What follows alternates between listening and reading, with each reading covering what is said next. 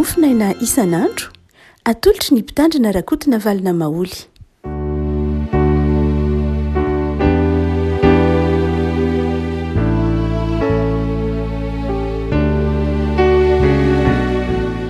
Falemirahaba atsika rehefa malala tratra ity alarobia fa 20 ny volana jona ity.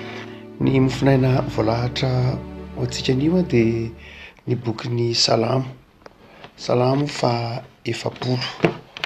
Salamo fa 70 andininy fa 120 ka hatramin'ny andininy fa 7:20. Salamo fa 70 andininy fa 120 ka hatramin'ny 7:20 vakitsika amin'anan'i Jesosy. Ianao Jehovah aza miaro ny atranao tsy ho amiko, aoka ny famindramponao sy ny fahamarinanao hiaro amandrakariva. Fa nanodidinay ny fahoriana tsy tambosaina nahazo any eloko ka tsy mahay mijery aho. Maro noho ny volondohako reny ka reraka ny foko. Aoka ho sitrako ny fonao Jehovah ny hanafaka ahy. Jehovah faingana monjy ahy. Aoka ho indray menatra sy mangay izay mitady hanimba ny aiko. Aoka hiambo sy homenatra izay mankasitraka ahy ory. Aoka ho ankona noho ny fahamenarana reny manao amiko hoe hia sakozay.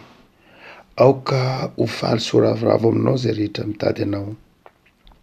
Aoka izay rehetra tiany famonjenao hanao mandrakariva hoe ankalazaina ny Jehovah. Fa na dia ory sy malahelo aza ny tompo mihevitra ahy. Mpamonjy sy mpanafaka ahy ianao aza Elandriamanitro. Ray masonao anamasinana ny fahamarinana ny tenao no fahamarinana. Amen. Isan'ny manamarika ny fiainan'i Davida ny lafin-javatra anankiroa lehibe dia ny hoe ny famindrampon'Andriamanitra dia mahahenika ny fiainan'ny mpanompon'Andriamanitra. Ary miverimberina ao anatin'ny fankatahan'i Davida ny hoe mamindrafo amiko Andriamanitra.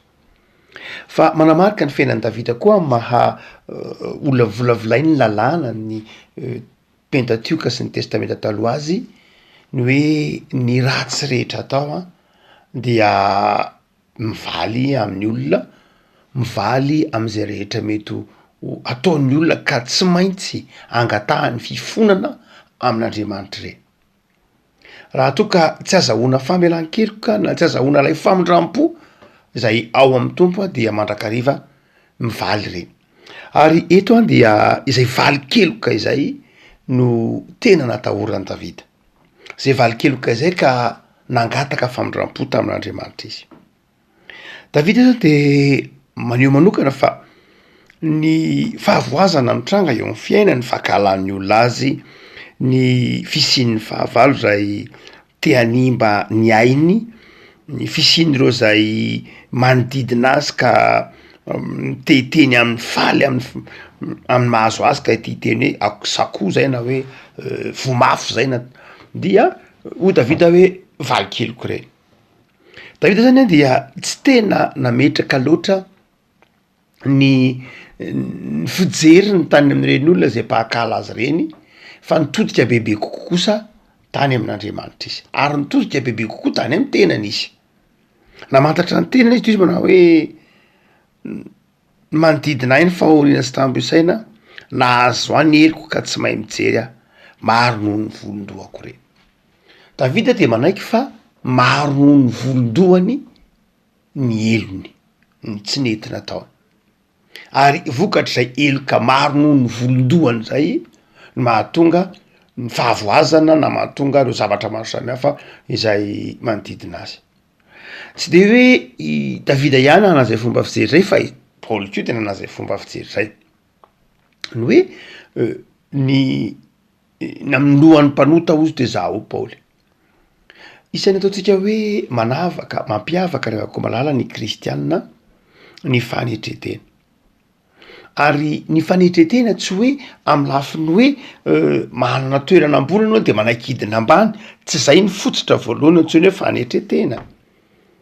Endrika anankiray isehoana antsoina hoe fanetretena zany ao amin'ny Baiboly, ny hoe fanafoana tena hoe zoko dia ataoko azoko tsiraisina na koa ho zavatra tokotoerana tokony isy dia tsy maninona fa andefitra sy ny tahaka izany, tsy miady voninahitra, tsy fanetretena zany. Fa ivelan'zay totsika fanetretena zay de ny hoe ny fanetretena koa de ny fanekena fa tsy tanteraka, ny fanekena ho diso. Ny tontolo iainantsika avy am'fotoana iainantsika ankehitriny de feno olona mpanamary-tena, feno olona mpanamary-tena ary mandrakariva de zao ny tsy mety hitan'ny olona eo amin'ny hafa ny tena ataony lehibe lavitra no ny tsy mety hitany eo amin'ny tenany. Io nefa raha nafarany tompo mihitsy eo am'matitoko fadimina hoe tandremo tsara sao ianao mahita ny andro eo anoloan'ny mahita ny tsombikazo eny am'lohan'ny eny amy mason'ny namanao fa tsy mahita ny andro eo anoloanao. Zany hoe moramora kokoa ny mahita ny tsy mety ataon'ny hafa, moramora kokoa ny mahita izay tsy fahatanterahany hafa fa tsy mety manaiky kosa zay mety hoe tsy mety ho an'ny izay tsy mety ataon'ny tena. Ny mampiavaka ny ataontsika hoe réformation nany fantsibavana de tena mametraka ao am-pon'ny olona izay fantiny tena izay ataontsika hoe fandraisana andraikitra na responsabilité ny tena eo anatrehan'ny tsy mety nataon'ny tena zay ihany. Zava-dehibe ny fananana zay fantiny tena izay ka mahatonga anao mahafantatra hoe mahatonga ny tsay mampantatra hoe za dia manana zavatra tsy nety nataoko tao anatrehan'Andriamanitra na tsy nety nataoko tamin'ny hafa. Ary eto de Davida nanana an'izay. Davida nanana an'izay toe-panahy zay manao hoe sao de mba misy zavatra kosa ary tsy nety nataoko tamin'Andriamanitra. De izy miteny manao hoe mifanisa amin'ny volondohako ny eloko, ny tsy fahatanterahako. Ny mampiavaka rehafako malala ny fiangonana ny évangélisation ohatra nataon'ireo ataontsika hoe ireo évangélika tahaka ny Billy Graham, Bonquet tamin'ny fotoan'andro, de ataontsika koa hoe ireo évangélika maro isan-karazany dia raha mitaminy ataontsika hoe ireo fiangonana mety mahazatra katolika, protestanta sy ny sisa dia ilay atao hoe fibebahany tsirairay. Tsy hoe manamaivana ny fibebahany tsirairay akory ny katolika na ny protestanta fa izy ireo de manome toerana manokana ataontsika hoe fibebahany tsirairay mihitsy. Ary ilay hoe izaho sy ny fahotako. Misy lafiny anankiroa zay tsy itovitsika amin'izy ireo. Ny anankiray am'ireny dia lay fivoizana ny hoe ianao ny tsirairay de mandihy ny tena eo anatrehany tsy mety nataony ka manjary atsoina anao fibebahana manokana ateraka indray. Tsika protestanta ataontsika hoe ny katolika ny protestanta zay nikoloina atao anatin'ny toe-tsaina ekumenika dia tsy de tena ataontsika hoe manome toerana loatra ilay ataony hoe born again lay hoe manateraka indray. Ka raha ohatra ka jerena de zao ity salamo fa efapolo ty dia manome toerana ilay ataontsika hoe izaho sy ny tsy fahatanterahako, izaho sy ny fibebahako. Afaka malala marina loatra fa tsy mirona makany amin'ny foroana évangélika akory isika mazava ho azy marina zay maha isika atsika fa izay maha isika atsika de zao enitsika mahatsiaro hoe izaho dia tompon'andraikitra tam'izay rehetra nataoko tsy nety teo anatrehan'Andriamanitra ary ao amin'Andriamanitra ihany no azahoako zany famindrampo zany. Izay ny ataontsika hoe fahaterahana indray. Ny ataontsika hoe fahaterahana indray dia ilay faneketsika ny famindrampon'Andriamanitra ary tsy amin'ny andro anankiray iny ihany fa amin'ny fiainana manontolo no anekena fa mamela heloka Andriamanitra. Amin'ny fiainana manontolo no anekena fa mahenika ny fiainantsika lay famindrampon'Andriamanitra. Ino ary no efim-panahy misongadina amin'ity salamo fa efapolo andiny faraika ambin'ny folo ka hatramin'ny fafito amby efapolo ty. Zavatra telo lehibe. Voalohany de zao ampy ho antsika ny famindrampon'Andriamanitra. Ampy ho antsika ny famindrampon'Andriamanitra. Zava-dehibe amintsika ary mahenika ny fiainantsika ny famindrampon'Andriamanitra. aza misalasala ry avako, aza misalasala ny amin'ny habeny ny famindrampon'andriamanitra lehibe lavitra noho zay mety ho maha isikatsika tahaky ny avo ny lanitra sy ny tany. Lehibe lavitra ny famindrampon'andriamanitra, mahenika ny zavaboary toy izao isika noho zany famindrampon'andriamanitra izany, de aza misalasala ny amin'ny alehibe ny famindrampon'andriamanitra. Salamy feapolo de manantitrantitra zay manao hoe io andriamanitra io de mamindra fo. Fa ny faharoa evim-panaza atsidiny eto de izao ry avako malala, ny faneketsika ny tsy fahatanterahantsika eo anatrehan'andriamanitra. Mazava ny tenin'ny Zoatra Masina, raha mihaikeloka isika de matoky sy marina ny tompo ka mamela ny fahazoantsika ho afaka amin'ny tsy fahamarinana rehetra. Zava-dehibe ry avako ny fibebahana. Tsy toetra kristianina ny fanamarina tena eo anatrehan'andriamanitra. Ny nahatezitra ny Jesosy tompo tamin'ireo fariseo dia ny fanamarina tena mandrakariva. Ny fanamarina tena mandrakariva, ny fiheveran-tena mandrakariva ho tsara no ny hafa aza indraindray. Fa eto Davida de manaiky fa mpanota. Ary ny dikany hoe manaiky fa mpanota de manaiky fa Andriamanitra de mamindra fo. Rehavako amin'izao enim-bolana sahady, volana fahenina sahady mifarana am'ty taona ity, miazakazaka de miazakazaka ny fotoana, de mampametram-panontany iny amintsika manao hoe nanahoana moa ny fifandraisako tamin'Andriamanitra, nanahoana moa ny fiarahamoniko tamin'Andriamanitra.